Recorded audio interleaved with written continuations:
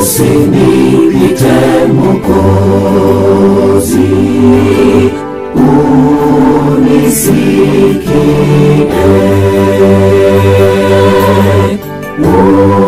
Unapozuru wengine, usinipite.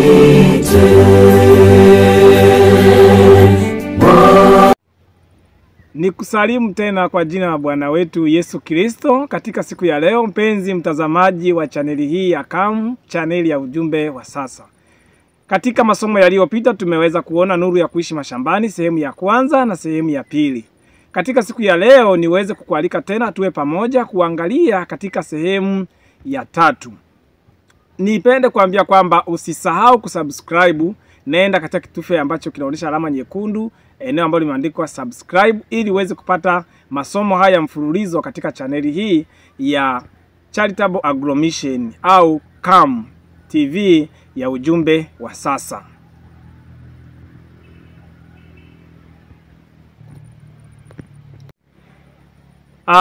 Kwa namna ya pekee Mungu wetu wa mbinguni, tunapata wasaa mzuri tena kwa ajili ya kwenda magotini ili tuweze kuomba kabla ya kuanza somo hili. Nikualike mahala popote ulipo, unaweza kupiga magoti pamoja nami, ama ni mahala ambapo inakuwa shida kupiga magoti, basi unaweza kuwa pamoja nami katika ombi la moyoni ili tuweze kumkaribisha Mungu katika somo hili la leo.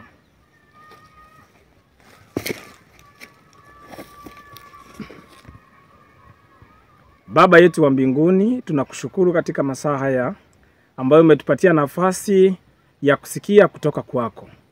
Ukatujalie neema na baraka zako. Ukatujalie uelewa wa hali ya juu. Ukatupatie Roho wako mwema atufundishe katika somo hili. Kamjalie mpenzi msikilizaji na mpenzi mtazamaji. Kawajalie wale wote watakaopata wakati wa kufuatilia somo hili. Na mimi ambaye niko katika madhabahu hii uliyoitenga huku mashambani, Bwana ukaweze kunitumia kwa kadiri upendavyo. Tunaomba na kukaribisha kupitia jina la mwanao Yesu Kristo. Amina. Somo la leo la nuru ya kuishi mashambani sehemu ya 3 itakuwa na fungu kuu au fungu elekezi ambalo ni kitabu cha Yoshua 24 na lile fungu la 15. Natamani mpenzi msikilizaji na mtazamaji, ili uweze kufanya maneno haya yawe ndio maneno yako ya thamani, yawe ndio maneno yangu ya thamani. Nanyi kama mkiona ni vibaya kumtumikia Bwana, chagueni hivi leo mtakayemtumikia, kwamba ni miungu ile ambayo baba zenu waliitumikia ng'ambo ya mto, au kwamba ni miungu ya wale Waamori ambao mnakaa katika nchi yao. Lakini mimi na nyumba yangu tutamtumikia Bwana. Mpenzi mtazamaji, katika wakati huu wa mwisho tulio nao, kila aliyekuwa Mkristo, kila aliyekuwa Mwadventista na kila ambaye anasali anatamani kwamba Bwana siku moja aweze kuzungumza naye, aweze kunena naye, basi ni jambo jema sana katika siku ya leo akaweza kutafakari na kusikiliza ujumbe huu ambao Joshua alifanya mbele za watu, akiwa katika hali ambayo muda mwingine ilikuwa ni ya kuchekwa, muda mwingine ni ya kudharauliwa, lakini Waisraeli wachache waliweza kuungana na Joshua.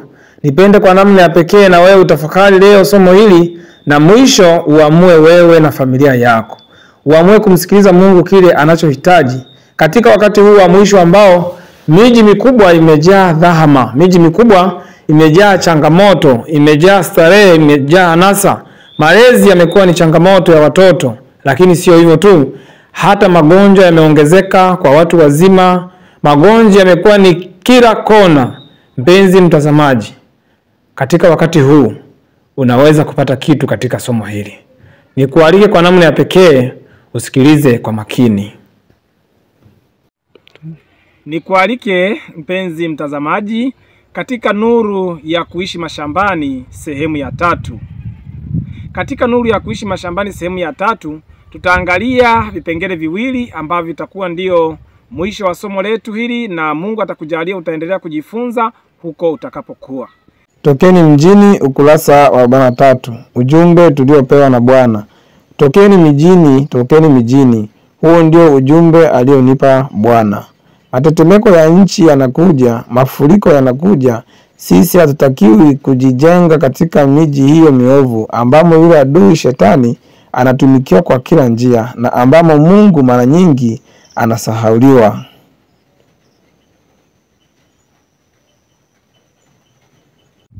Kuishi mashambani imekuwa ni wito ambao Bwana anatupatia katika kipindi hiki cha mwisho kwa ajili ya maandalizi ya kuonana naye. Katika sehemu hii ya 3 tutaangalia sababu za kutoka mjini na sababu za kwenda mashambani. Sababu za kutoka mjini.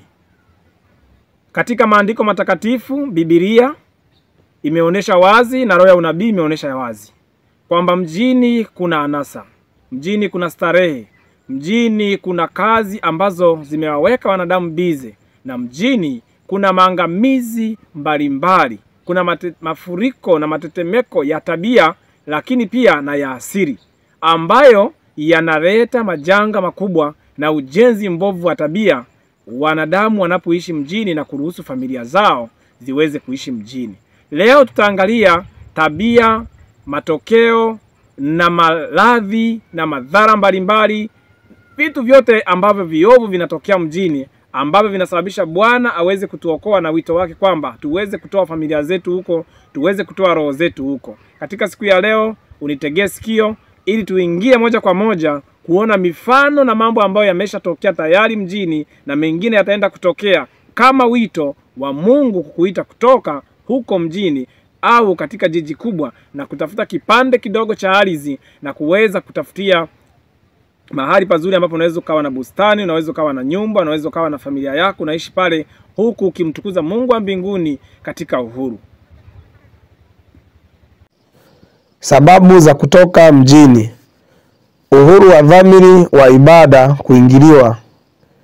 Migogoro ya vyama vya wafanyakazi na mashirika. Dhiki iletwayo na waajiri.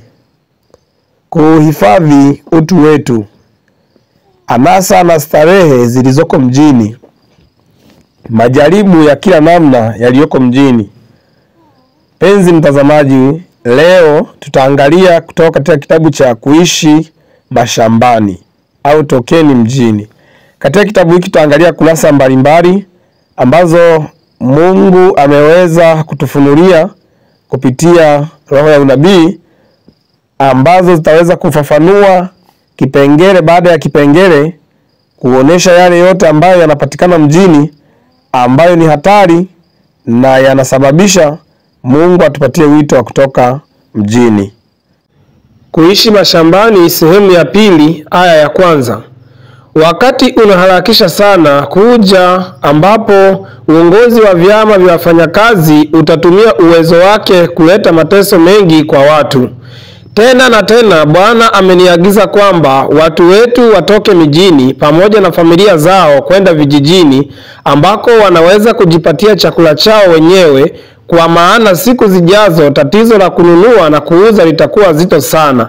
Hivi sasa tungeanza kuyatii maagizo hayo yaliyotolewa kwetu tena na tena. Tokeni mijini kwenda kwenye maeneo ya shamba ambako nyumba hazijasongamana sana mahali pamoja, na ambapo mtakuwa huru mbali na usumbufu utakaoletwa na wale adui zetu.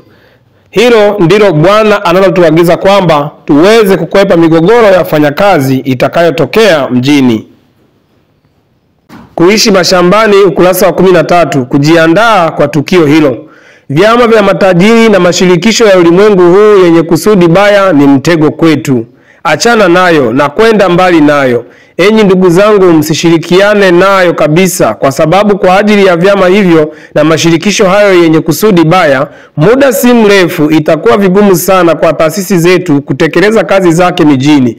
Onyo langu ni hili: ondokeni mijini, msijenge hospitali zetu zozote mijini. Waelimisheni watu wetu watoke mijini kwenda mashambani ambako wataweza kujipatia sehemu ndogo ya ardhi na kujijengea makazi yao wenyewe pamoja na watoto wao.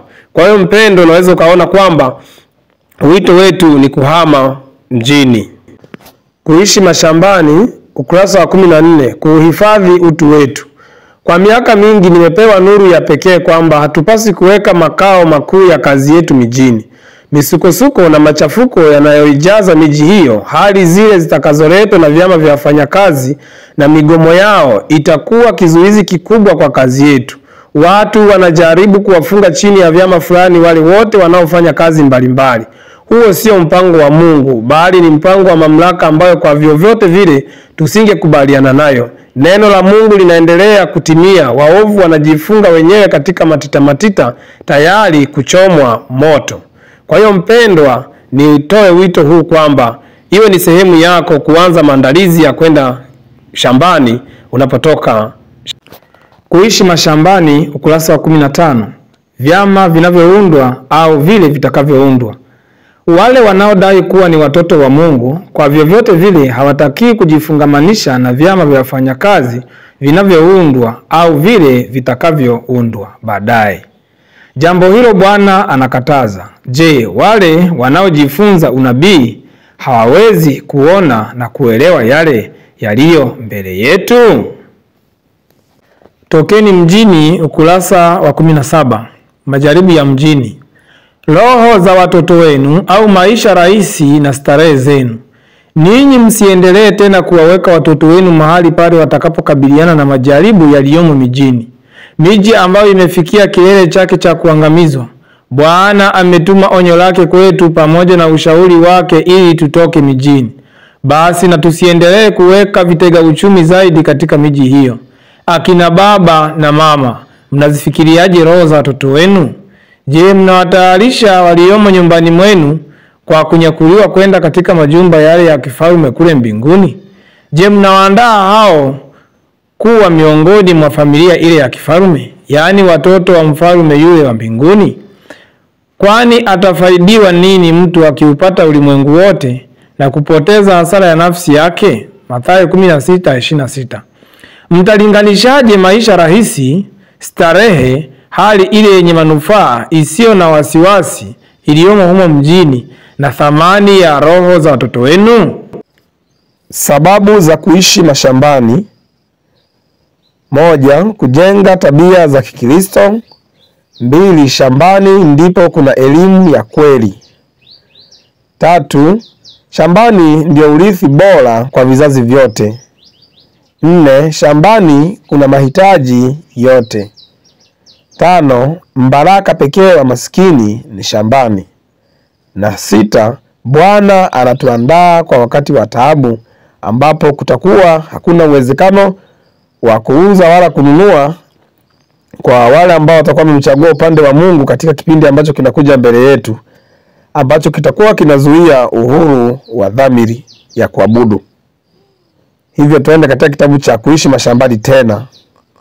Mashambani tunaweza kulima bustani, tunaweza kulima mashamba yetu madogo kwa ajili ya familia zetu, lakini pia kwa ajili ya kipato kidogo. Mashambani tunaweza kufuga, ufugaji ambao hautahusisha madhara makubwa ambayo yanapatikana katika vitu ambavyo vimefugwa kupitia njia za kisasa za mjini. Kijijini au shambani pia tunaweza tukawa na muda mwafaka wa kupata sehemu ya maombi na ukimya. Tokeni mjini, ukurasa wa 17. Tabia za Kikristo zinajengeka vizuri zaidi katika maeneo ya upweke.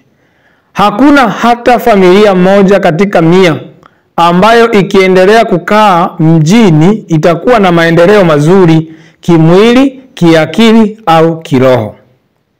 Imani, tumaini, upendo, furaha vinaweza kupatikana kwa vizuri zaidi katika mahali pa upweke ambapo pana mashamba na vilima na miti. Nendeni na watoto wenu mbali na mambo yale yanayoonekana waziwazi, tamasha na sauti za mijini, ambali na makelele ya magari yanayopita mitaani pamoja na makundi ya watu. Hapo ndipo akili zao watoto wenu zitakuwa na afya zaidi. Itaonekana kuwa ni rahisi zaidi kwao kuikumbuka mioyoni mwao kweli ile ya neno la Mungu. Kwa hiyo mpenzi mtazamaji, unaweza kuona kwamba sehemu za upweke ni nzuri kwa malezi ya tabia. Kuishi mashambani ni mbaraka kwa maskini. Endapo maskini ambao hivi sasa wamesongamana mijini wangepata makazi yao huko mashambani, wasingeweza kujipatia riziki yao tu, bali wangepata afya na furaha ambayo mpaka sasa hawaijui. Mara nyingi huko mjini kazi ngumu, chakula duni na kubana mno matumizi, shida na umaskini, hiyo ndiyo ingekuwa sehemu ya maisha yao. Lakini ni mbaraka ulioje ambao ungekuwa wao kama wangeondoka mjini na kuviachilia mbali vishawishi vyake vinavyoelekeza watu maovuni, kuachana na machafuko yake na uhalifu, huzuni na uchafu wake, na kwenda mashambani kwenye utulivu na amani na usafi. Kwa hiyo mpendwa, katika mazingira haya unaweza kupata matunda, unaweza kupata vitu ambavyo mboga za majani, hivyo vitu vyote vitakuwa ni bure kabisa. Lakini katika mazingira ya mjini ni vitu ambavyo vinahitaji fedha, na mwisho wa siku vitapelekea watu kuweza kuingia katika maovu kutokana na ukosefu wa mahitaji haya. Tunaweza pia kupata sanitarium katika maeneo ya shambani na kuwa na hewa safi, tukijenga majengo ya kawaida mafupi, huku tukifurahia uumbaji wa Mungu, tukiwa na wagonjwa ambao Bwana kwa maarifa yake atatupatia namna ya kuwatibu na kuona mkono wa Bwana watakapokuwa wakivuta hewa safi, wakiwa na utulivu ambao hapana kelele, mazingira ya mashambani. Katika mazingira ya mashambani, Bwana anatuagiza kuwa tujenge nyumba ndogo za kawaida kwa ajili ya watoto wetu na familia zetu kwa ujumla, ambapo tutakuwa tukimwabudu Mungu, tukimshukuru, tukiishi kwa furaha, tukipata muda mwafaka kwa ajili ya maombi na ibada mbalimbali.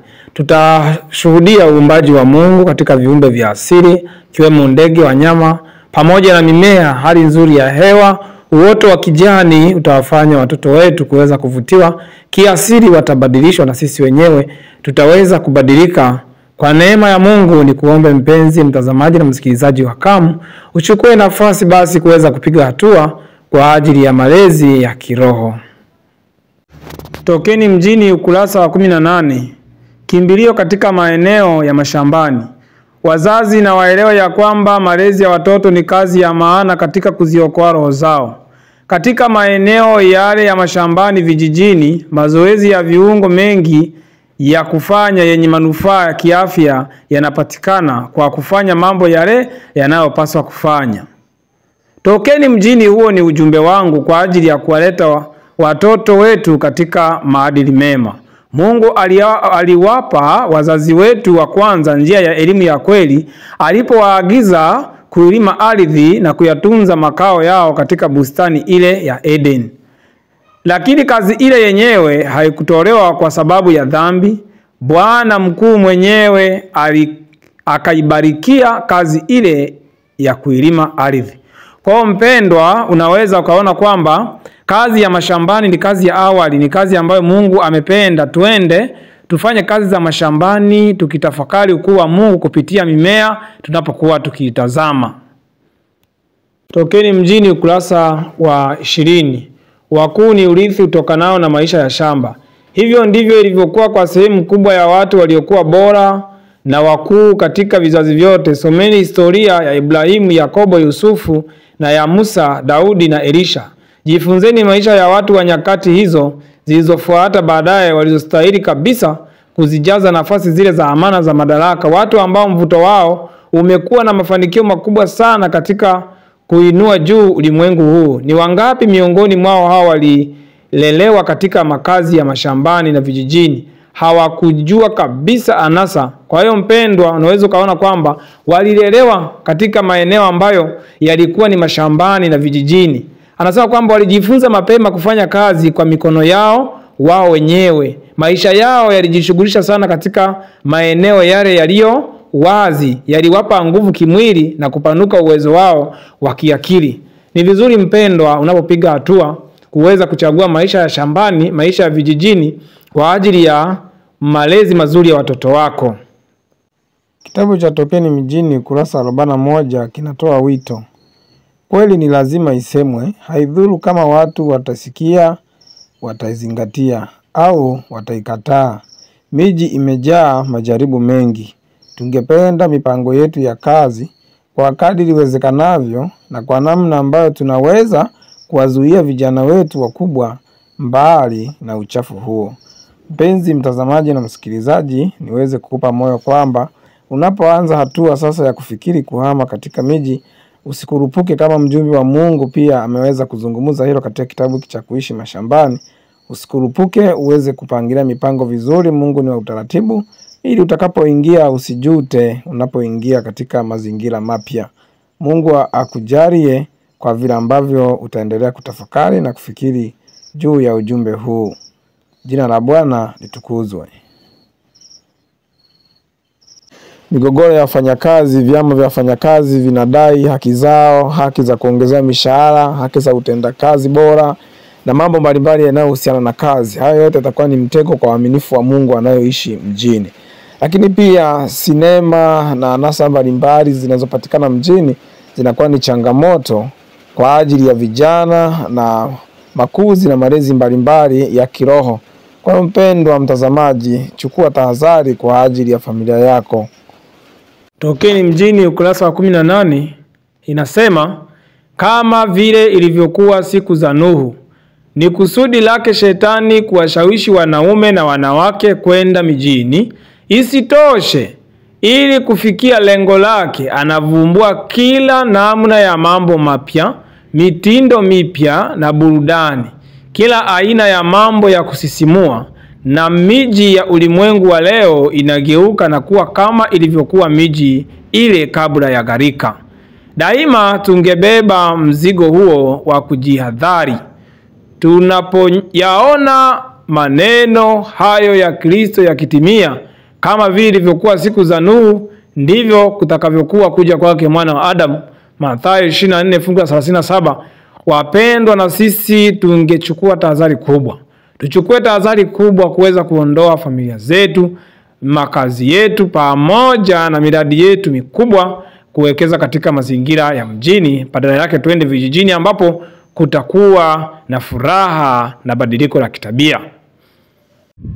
Wito wangu siku ya leo ambao Bwana anapenda mimi na wewe tuweze kufanya ni kuhamia shambani.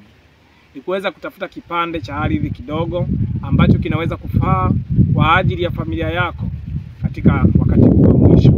Katika wakati huu, mpendwa mtazamaji wa channel hii ya Kamu Ujumbe wa Sasa, nipende kukwambia kwamba uwe na uwezo wa kutafakari na kuweka mambo ya kiroho kwa ya kwanza.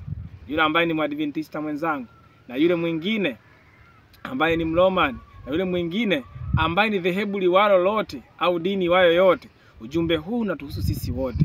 Fikiri namna ya ujenzi wa tabia ya familia yako, watoto wako. Fikiri namna ya kuweza kuepuka misongo na mitikisiko mbalimbali na machafuko yaliyo katika miji. Uweze kupiga hatua, mpendo, kwa ajili ya kuokoa familia yako na wewe mwenyewe. Katika wakati huu, Mungu wa mbinguni aendelee kukufikirisha. Mungu wa mbinguni aendelee kuwa pamoja na wewe unapoendelea kutafakari haya. Bwana kubariki. Tukutane tena katika somo lingine. Nikualike wakati huu tuweze kupiga magoti tena kumshukuru Mungu kwa ajili ya kutupatia wakati huu na kwa ajili ya kuendelea kuwa tena na sisi akitufikirisha. Usinipite Mwokozi, unisikie.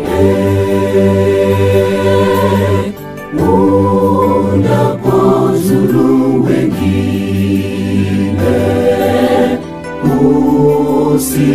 usinipite.